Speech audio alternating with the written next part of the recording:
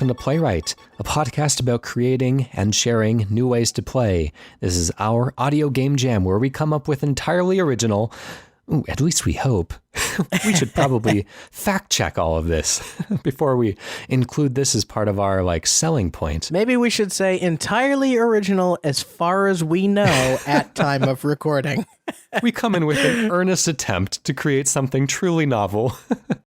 But like they say, no new ideas under the sun. Mm-hmm. Let's get to the show. My name is Ryan Hamann. I am known as H, named after my last name. And I'm Ryan Quintal, named Q for the same reason. Yeah, I thought of it first, though. Yeah, you did. Admittedly, you did. You really did.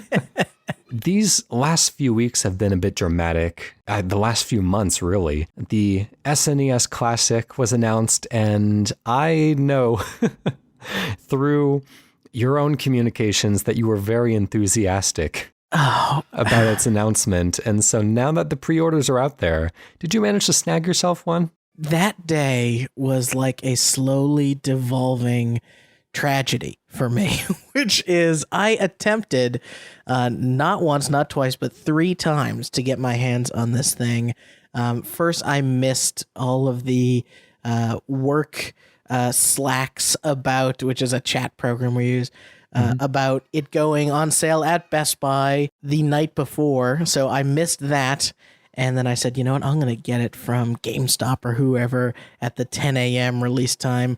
And at both Target and Walmart, I had reacted fast enough to get the SNES Classic in my cart. Uh-huh. But by the time I hit pay, a quote error had occurred, as was the case with many websites. And so I guess maybe I'm going to be one of these wait outside in line people. I thought those days were past, but maybe not. Maybe one more. Well, as long as you're not one of those paying $400 into a criminal's hands people. Yeah, somebody asked me, hey, why would, if you're so, you're in such a fervor to get this thing, would you just pay $200? And weirdly, I don't know, on principle, maybe it's my middle-class upbringing that says, no, I'm not going to pay $200 for a SNES. I am pretty firmly against this whole scalping business. Yes. But... Oh! I know. Wait a minute, are you about to try and snell me as Classic H? For one easy payment of $25.95, it is 2005. No, I pre-ordered an Xbox One X when it went on sale, despite very vocally and repeatedly saying on Twitter, which I'm sure everyone will know about this, I really dislike the Xbox One. Yeah. Very strongly. Yeah, it's every tweet is about a system update or the actually admittedly pretty poor system UI. Yep. But I'm thinking about getting a 4K TV, and I just kind of want something that'll make my games look pretty amazing on that TV. And so I have, in my back and forth within my own mind, trying to justify this decision, I've come to the conclusion, and I don't know if I'm actually going to follow through on it. I've thought, at least within my own heart and mind, that I'm going to scalp my original Xbox One X and use that money to make a decision on whether or not I'm going to buy it at that point. Oh, very good. What's honestly probably going to happen is I'm just going to keep it and enjoy playing Disneyland Adventures in 4K. Long story short is that I probably am going to keep the Xbox, but I'm telling myself, I am lying to myself that I'm going to sell it and use that little bit of profit to buy myself another one, just to kind of justify the decision. Well, I think if you end up keeping it, join me in playing Sea of Thieves. I've been playing the alpha. It's very, very good. Excellent. Well, I might just take you up on that. I do like myself a little bit of Rareware. Are you ready to pitch some video games? Yes, that is what we're here to do today. I want to hear some crazy video game ideas. Why don't you lead us off today? I have a game this week that is tapping into my own designery OCD, if that's a thing. It is a game that has sort of two phases, if you will, and works maybe a little bit like The Sims or City Skylines, but it is all about having different workplaces and spaces put before you, and your job is to take the elements of that workplace and organize them. So I don't know if you get joy out of organizing things like I do from time to time, but it's a matter of, let's say, a good example here would be a restaurant kitchen. So you're placing like the cutting station, the fryer, the grill oven. It's almost like overcooked, but you're actually trying to make it good. And you have, a chopping station. You're choosing where all the tools are. And maybe you can even go into a silly physicsy mode of two hands actually like tidying up and straightening out the workplace. Then, once you have the workplace kind of all set up and ready to go, you hit play or sim or something, and then you watch people actually try and do their job with the setup that you created. And then after that goes for a little bit, you're kind of gauged and see how happy is the employee, how productive are they, and happy is the customer. And then it's kind of rinse and repeat. So you're just tickling that OCD, and maybe you have places you can switch between, like, the secretary with the computer, keyboard, pens, pencil, all this kind of crazy stuff, an artist or a painter. Even thinking about maybe scaling it up to spaces like a startup, you could do or an office, meeting rooms and bathrooms and coffee machines and that sort of thing. Or even like a farmer or a pharmacist. So I'm not sure how to break down some of those tiers, but that's why we workshop. All right, let's start the clock.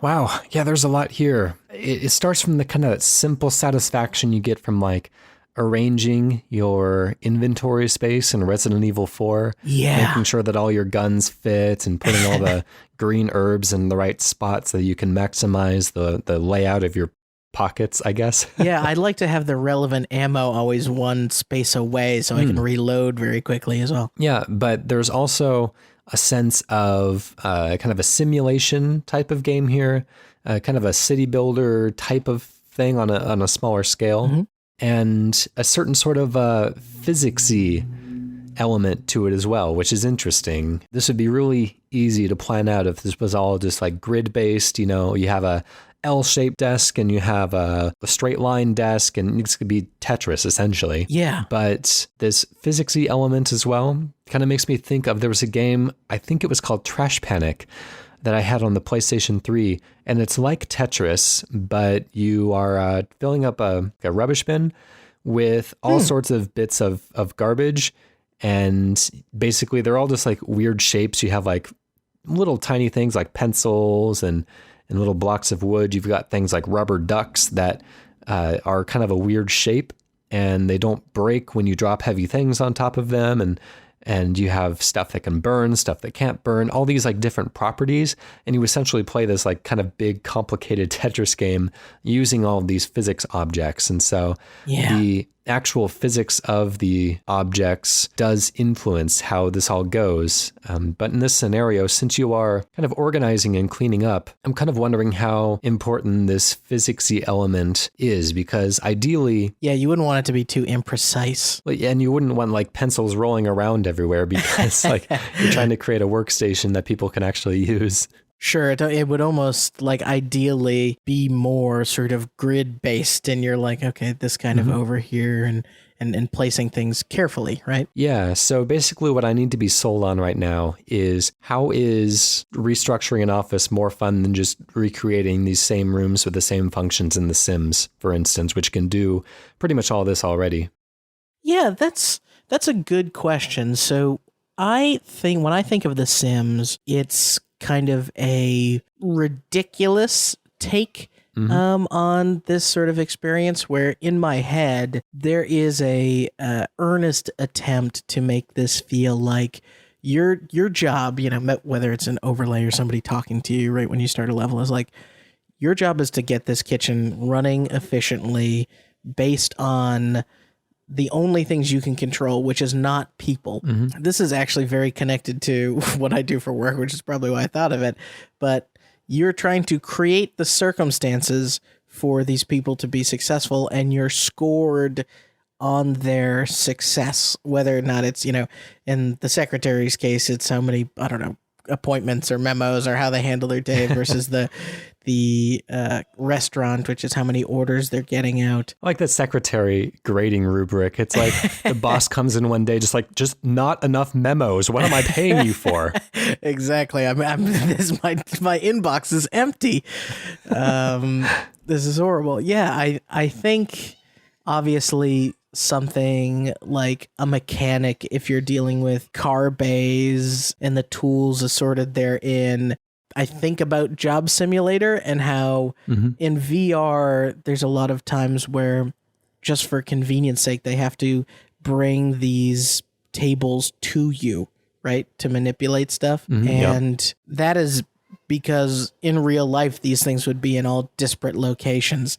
So it's trying to figure out what those locations are or what needs to be available where and when to kind of tweak those knobs. So we do have some simulations that are kind of like this. I've not played like Theme Hospital and those types of games, but I could see something like that very much like working in the same way in my mind, maximizing the space while still creating the throughways that people need to move around. You could stack way more desks than you're supposed to have in one end of the office and really pack people in tight, but that might kind of lower their satisfaction if this was kind of like a cubicle setup. Yeah. And there actually are like people that have this job, like they are workplace organizers, IO psychologists, industrial organizational psychologists that create a sense of a workplace that is efficient, that has flow, that has kind of a healthy mental working environment. This is a role that exists and it would be kind of cool to simulate. But what you're pitching is a lot of different jobs and, kind of being thrust into new situations, which I think is what makes it stand out. To me, I think this would be even more fun. And this is kind of taking it in a different direction. So if you want to steer it back on course after this, that's totally fine as well. But I think it'd be really fun to lay out like something that's customer facing, like a bar, to try kind of put in like a pool table and an air hockey table and spaces to drink and everything. And but still kind of like maximizing the space and making sure that customers don't feel crowded or they're not, being funneled into narrow walkways and end up getting in fights. And there's enough restrooms and everything like that. But, this type of thing could be applied to the office scenario. It's really like the roller coaster tycoon, but scaled down a bit. Right. That actually is really a compelling take to me, because what I wanted to create the sensation of is being put in charge of something that you're not an expert in and kind of will become an expert by the end of it, or at least have an understanding or appreciation that you didn't go in with. And I think doing customer facing stuff, you have pretty easy scoring, right? Which is if the business is successful or not. But I think one of the differentiators, to go back to, why this is different from The Sims or whatever, is I feel like wherever I place furniture in my house in The Sims, they kind of deal with it. And and actually, my last time playing The Sims, I think neighbors started coming over and they were content to stand with my house door open and just 5 of them have a conversation crowding that door. It was very odd. Whereas, like, if you said, you watch, customers become agitated with each other because maybe you put the pool table a little bit too close to the karaoke machine, right? And you have 2 different kinds of people that want to experience those things.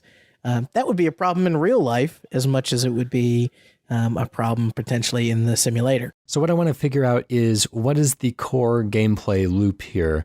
You threw out a lot of ideas at the beginning there, something in VR, something that's a little bit more structural, like Sims-y. What I want to know is, what is the person going to be doing at any given moment? Like, how long do they have to spend in each of these different workplace scenarios? Yeah, that's a good question. So I think maybe to promote iteration and fairly rapid iteration, you do a sort of time-boxed setup process where maybe you're in first person and, Gone Home or Walking Simulator style, you're able to pick up objects, put them in places, and really organize something, whether it's a bar, restaurant, whatever, and put things in a certain order. And then you almost enter a phase where you become a disembodied kind of ghost where you are able to just kind of walk around the environment, but you're not quite bumping into something. And you're just like, whether that was before the business opened, you're setting up, and then you're watching business run that night and see how it goes. And then it's kind of the next day. And maybe your job is to get to a certain level of efficiency before you're able to move on to the next business type. All right. Yeah, I like that. I like also in city builders, you're building from the ground up because you only have a limited budget, and then you're building on top of that. You build a little bit at a time and then let the city build up and attract more residents, and they spend more money, and so you can afford to build more things. But in here, you just kind of have a budget, and you just kind of have to do the best that you can with that budget. You could blow the entire budget the first day by buying everything that you think you'll need. But if something doesn't work out just right, then you have less elbow room to adjust. And you could choose to iterate slowly and try to build things up as you go and let a couple days pass in between iterations just to see how things are flowing. But in that case, like, you're kind of wasting your client's time, and they're not making the money that they want to make. Man, I know we're about out of time with this one, but the idea of after a night of business being able to take some of the profits and go to like IKEA or the Container Store to go get like, oh, actually I need a rack for the tools or whatever, or different shelves or something to make the organization that much better time and time over is really, really fun. So maybe that factors into it too. Well, yes, we are closing that down. So what is the name of this workplace optimization game? Well, I wanted to be inspired by the culinary peculiarities, so I am going for mise en place. Mise en place. What does that mean? I believe it's a French term that cooks typically use, which essentially translates to everything in its place, or everything has a place. Oh, just like that Radiohead song. Yes. I get it. Cool. All right, mise en place, or however the French would say that correctly. Well, I'm going to be pitching a VR title myself because I have been haunted by this idea for a little while. It's been shaking around. I've just not been able to come up with a way that I really am satisfied with expressing it. I was playing Accounting by Crows, which is a VR game that was built for the Vive. Which means it takes kind of full advantage of the room scale VR environment that the Vive creates. And it's an interesting, it's done by the Rick and Morty developer. It just kind of puts you in these weird worlds with these with usually just like one weird character and then something that you can do to piss them off. Essentially, You're just kind of like making mischief wherever you go. That opens the door to the next little weird scenario world that you go into and piss somebody else off. But I was playing this, and I came to a room where there was a big fat lad, and I think I had to cut him open with a knife or something. There was a knife on a table. Oh, God. And since that was the only interactable object, then obviously that's what I needed to do. And so I reached for the knife, and I couldn't get it because the knife was where my computer screen was in real life. And there's just there was no getting around that. There was no way to readjust the positioning, and there was no way to rotate the scene or anything like that. So I was just stuck. I couldn't progress in the game any further because the knife was out of my reach. Oh, God.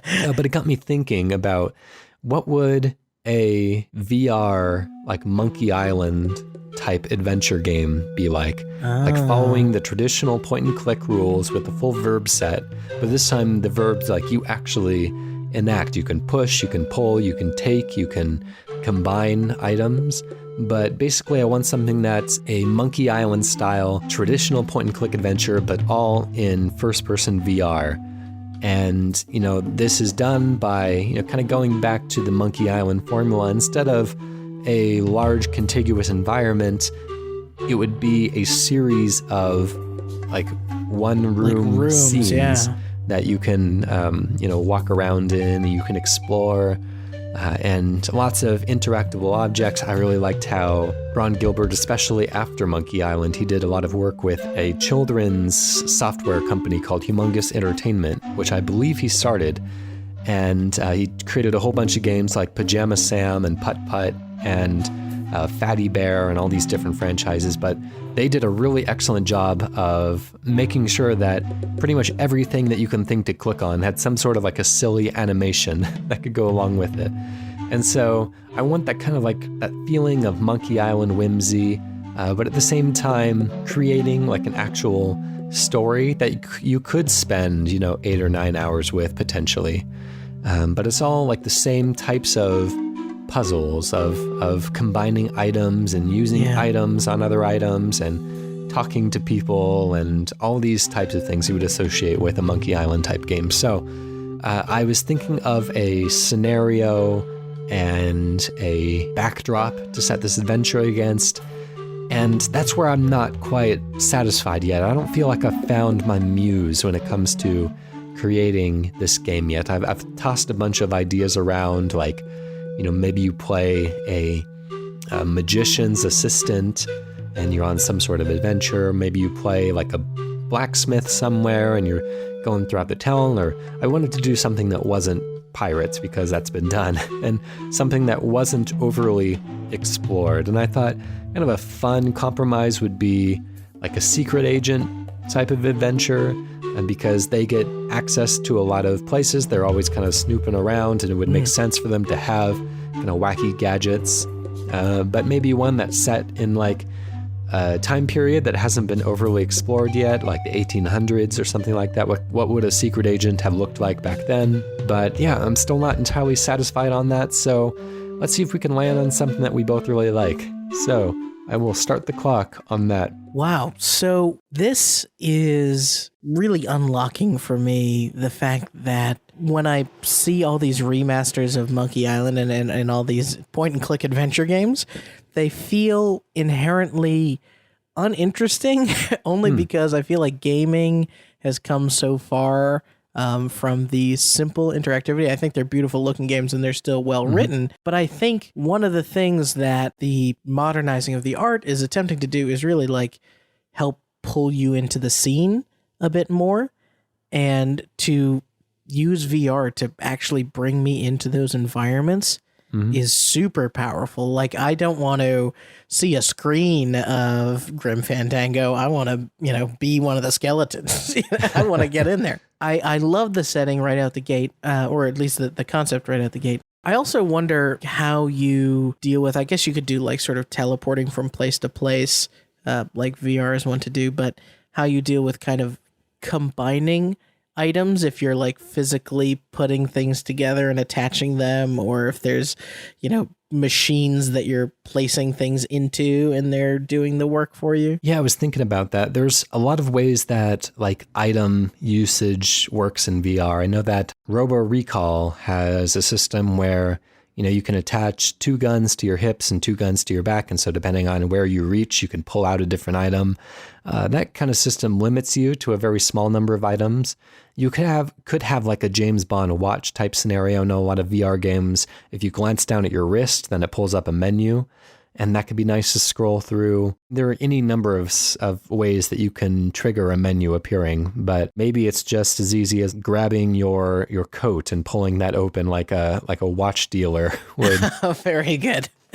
And that actually would work if I'm the magician's assistant. I have a good reason to have a nice flowing cape, right? I also am curious as to, because I feel like so much of the adventure game genre is about having conversations with characters to pull in. I think Hellblade was a game that did this, where they use binaural audio, making, when you choose a dialogue option, making kind of sound like you're saying it by, the way that the audio's been recorded, like it's coming from your mouth in that sort of engrossing sort of way. Yeah, I was thinking that, and this is probably way too ambitious, but I was thinking like, what if the player could actually speak and be heard by the game? Like it wouldn't understand everything, but if it had like a basic dictionary, like it could recognize a yes from a no, you could like actually engage with the characters in that way.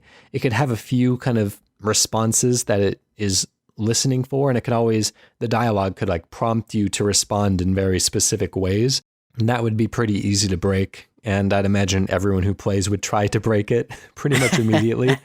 So, it might not be as immersive necessarily, but I keep thinking there has to be some way around that. Maybe it's saying like select option 4, but that doesn't feel very immersive at all. Yeah, or if you had like sentences displayed, maybe short enough for someone to read without feeling silly, but like one word was highlighted. And like, as long as we hear this word, we're going to execute that option for you. Oh, yeah, that's clever. Let's talk about the setting for a second, because Secret Agent is very cool, but I do think it's explored to a degree that the magician idea isn't. And I kind of agree with that. Yeah. Yeah. I like the idea of being the apprentice and maybe going and getting further and further down into, I hate to call it like an escape the room type thing, but maybe you're in your master magician's house and you're finding it's ever more complex and sprawling and has all these secret passageways and doors and that kind of thing. I guess the one thing that would maybe be a challenge there is, how do you create other people in the environment to talk to and stuff? Hopefully these people aren't being held hostage behind certain doors. Yeah, it's one of the things that I wanted to do, is to create something that was more narrative than an escape the room scenario, because there are already a bunch of escape the room VR games. And so I wanted to explore a different space. But you could start off your adventure pretty simply, just going into town to retrieve some magical items, and you have to find different items and combine them to give them their magic properties. And some of them are hard to come across, so you have to be a little creative and, trade things with people, or go to the swamp and use canned worms to draw out a frog, and that will give you a mushroom or something, that kind of thing. But then later on in the game, if we could find like a really neat setting, then we can kind of build a story around that would kind of fully take advantage of that setting. Because I think that the thing that Monkey Island did that was really good was it had that really strong Caribbean setting, based on the Disney ride. Yeah. And it really explored, the swamps of Louisiana, where you meet that voodoo priestess, and the islands that you come across in the game, the kind of tropical feeling. It all felt very consistent, but because it was all based on a really strong sense of place. What if I put it to you that there's a way to take the magician thing and maybe scoot it a little bit to the left or right, which is maybe you're a magician in sort of a carnival type setting, and now you have sort of access or like a traveling fair or show. So like you do in VR, the locations can kind of come to you a little bit, but also there's that is a place naturally filled with a lot of colorful characters and a lot of people who would perhaps have different motivations, and you being a magician have a need for all sorts of objects and in this world, and you have relationships potentially with a lot of these people. Yeah, and I'd also like a little bit of the real world as well. Like, I think there's a really fun dynamic of this space where magic is acceptable, and this space where, like, to use Harry Potter lingo, the Muggle world. Yeah. And being able to cross into those different spaces, and they have different expectations and different types of people and different reactions to what you're trying to put together by combining your items. Now I go into, so we've kind of handled having conversations. I think we can deal with item management. How, like, so much of, I guess I'm really asking you to solve a flaw of the genre, but so much of adventure game designs can get caught on the take every single thing in my inventory and keep trying to apply it to switch or lock or problem type thing.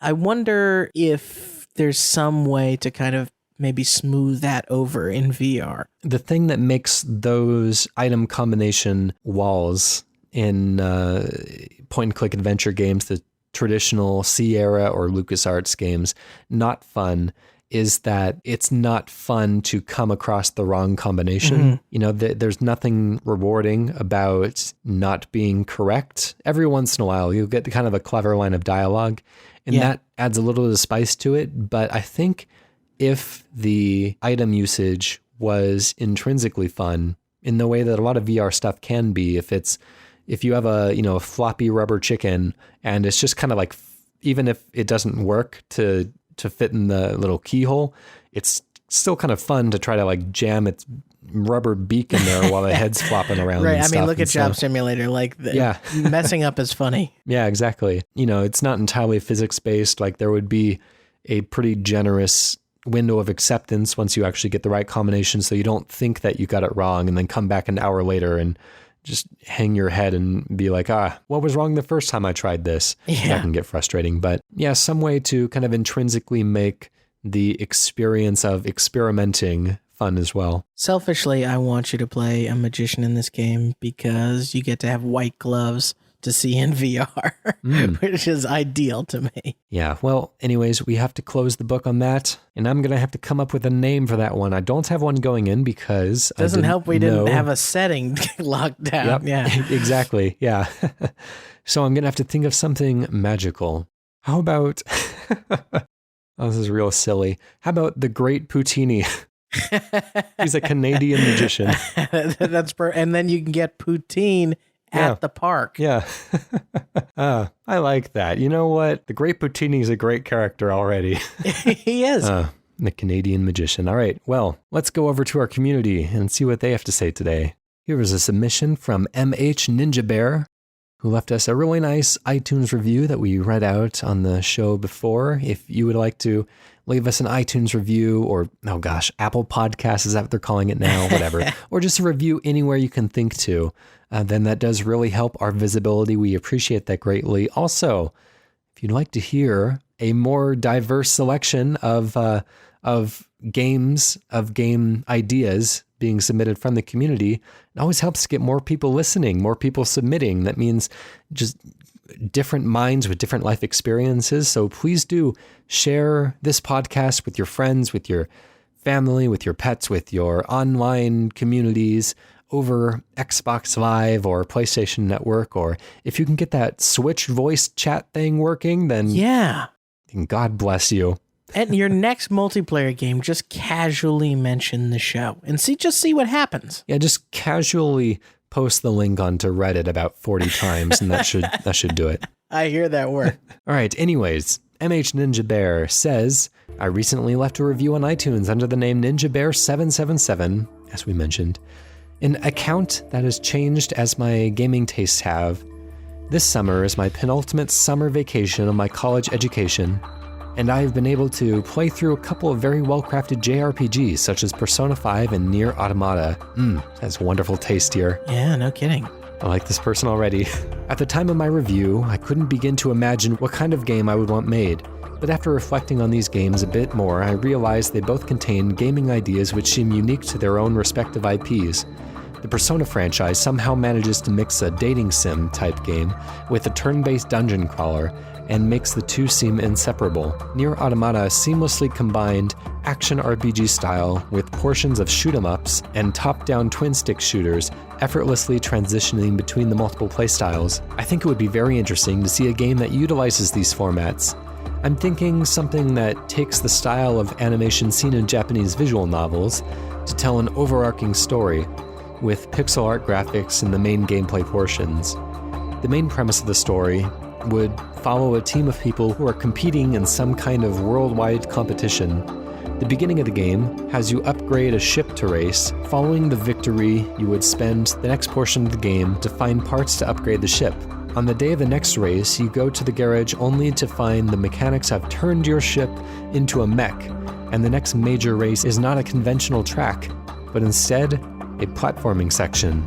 Oh man. This would happen multiple times. Each time you go to the garage, your ship has turned into something new, such as the giant blade, which throws you into an action sequence, or even a mechanized slug, which has you covering the surface in slime Splatoon style. I'm sure stitching a story out of this idea would be a challenge, but I think it'd be fun for the play to both try and master different types of games, as well as see the protagonist's anguish at his mechanics for always forcing his beautiful car into becoming something entirely else. I also have a soft spot for well-animated pixel art, so that may have flavored this idea. I hope I've made some kind of sense with this idea, and I look forward to where you're able to go with this genre-redefining RPG. Wow. All right, let's hit the play button on that. Well, NinjaBear, thank you for this, and thank you for the review. It was very nice. This has got it all, doesn't it, H? The thing that I think is going to be the most challenging is that, obviously, swapping between multiple gameplay types is a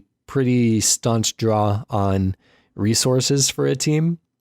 Yeah. And so, it oftentimes they would have to do one thing really well or do a bunch of things really poorly, which could actually be really fun. It could kind of emulate that feeling of being unfamiliar with how to derive this mech thing that keeps on changing if everything isn't like perfectly polished. But, let's say that we have a decent enough budget to at least explore a few of these with some level of professional competency.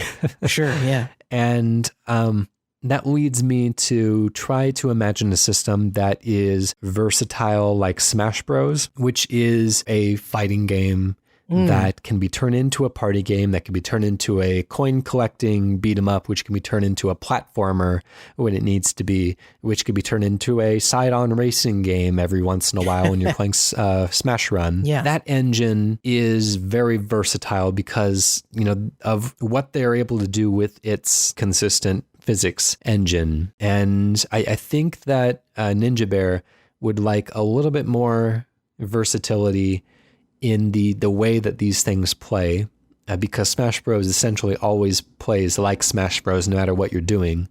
And so some change up to the controls and the formula is probably worth exploring. But thinking versatile more than completely out of left field every 20 minutes would probably be best. Yeah, that makes sense to me. Like there's maybe one or two buttons that in one scenario are a boost, and when you're in mech form, it's like swipe your blade, but essentially you're locking down most of the other controls. So it doesn't feel too different outside of maybe, acceleration and like turn radius, that sort of stuff.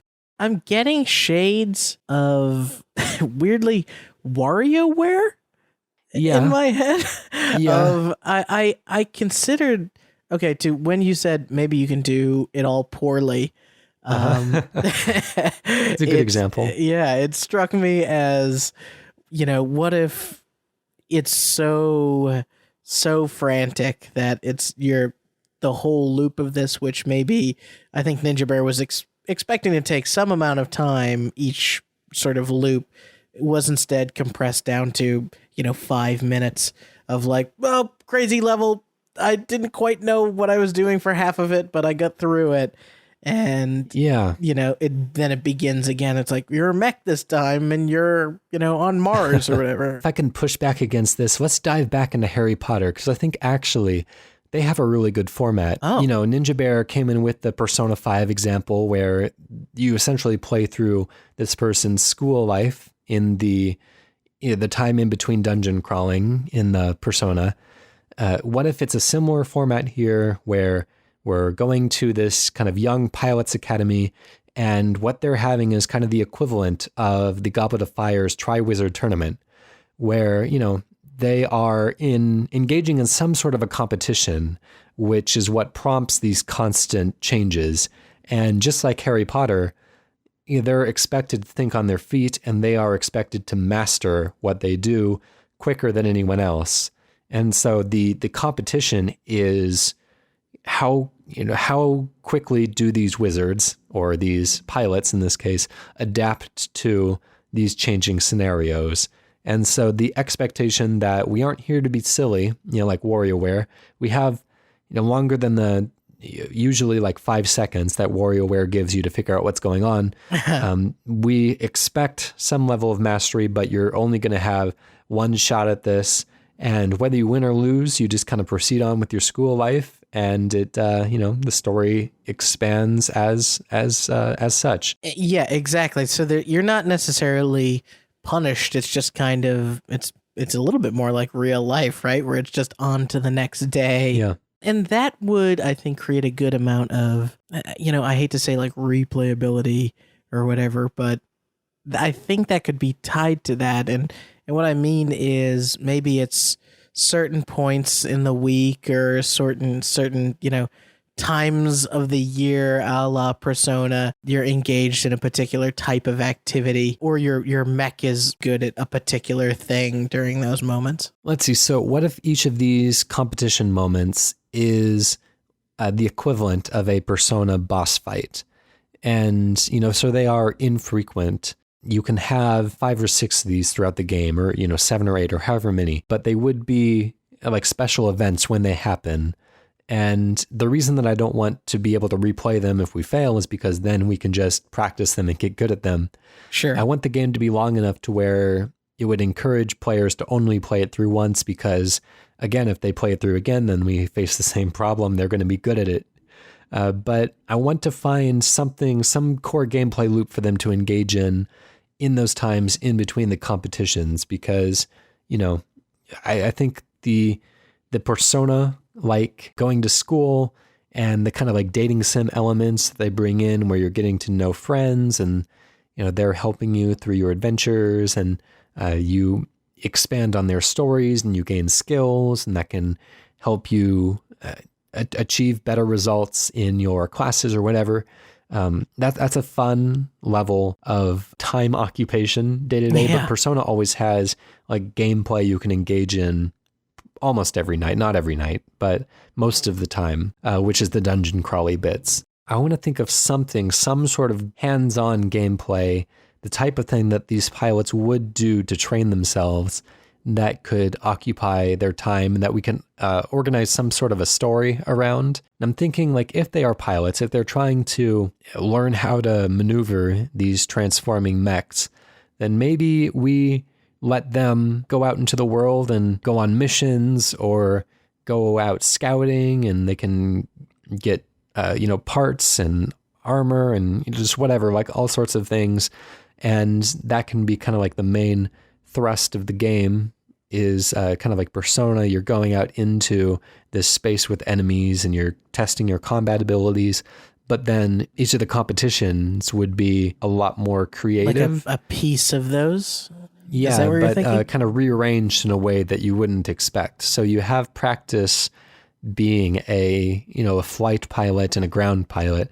So we're going to throw you into a scenario that is so creative, like you wouldn't have thought to practice for it in this way. And so something that still catches you by surprise, even though you have time to get used to how these things move. I wonder if you could, I'm thinking about how Persona 4 has that leaning into the television world. I feel like JRPGs can sometimes have these mechanics where you're choosing to get yourself benefits, but you're not exactly sure if that will be the benefit that you need. Yeah. So I like the idea of maybe having some part of this take place in an arcade where different games are having you exercise different mechanics, but in reality, these competitions are some hybrid of like, the space fighter game and the giant robot game or something. Yeah. What if you could, every night you can go into one of the arcades and you have all these like VR training modules like a pilot school actually would have. But, on the nights, these arcade machines are cursed and you're able to like be pulled into them, kind of like Persona 4's TV realm. You die in the simulation, you die in real life. That's right.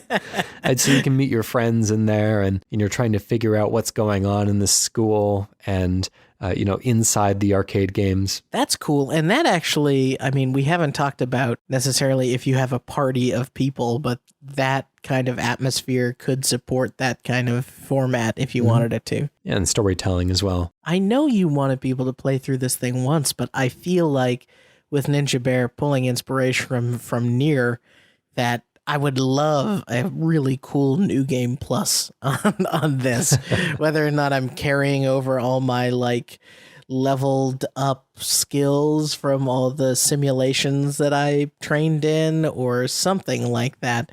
Or maybe the world is different, or if it's a different arcade with different hybrid machines the second time around. All right, well, that is time on that one. We have to close off that one. Thank you very much, MHNinjaBear, for sending that in. We always appreciate the fan submissions. We're going to have to come up with a name for that because MHNinjaBear did not suggest one, which is just fine. So it's up to us to come up with a name for this.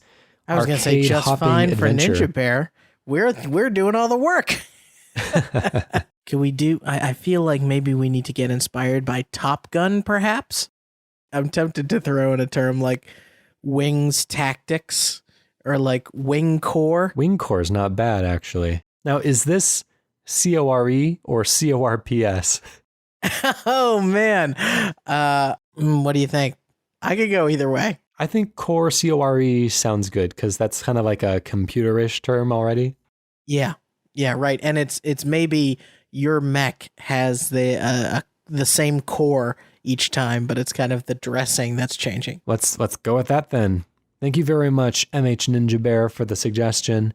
If you, the listeners, would like to pitch anything to us, then we will happily discuss it here on the show. We can send that over to playwrightcast@gmail.com.